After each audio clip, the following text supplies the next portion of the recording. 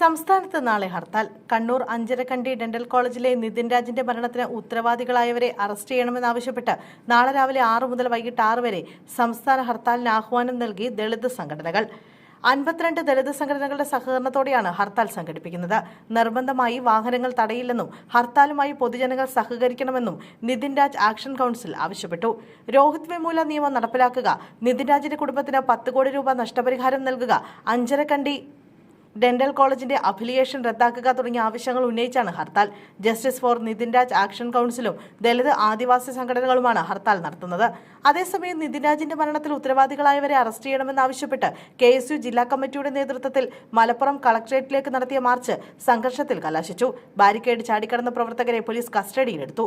KSU സംസ്ഥാന president Aloysius Xavier March ഉദ്ഘാടനം ചെയ്തതിന് പിന്നാലെയാണ് സംഘർഷമുണ്ടായത്.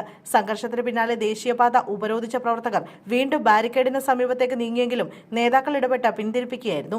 ഇതിനിടെ പൊന്നാനി സിവിൽ സ്റ്റേഷനിൽ ഇതേസമയം നിതിൻ രാജ് വിഷയത്തിൽ KSU പ്രവർത്തകർ പ്രതിഷേധ പരിപാടി സംഘടിപ്പിച്ചതും വിവാദമായി. KC വേണുഗോപാലിനെയും K സുധാകരനെയും അനുകൂലിക്കുന്ന നേതാക്കളുടെ നേതൃത്വത്തിലായിരുന്നു പൊന്നാനിയിലെ പരിപാടി.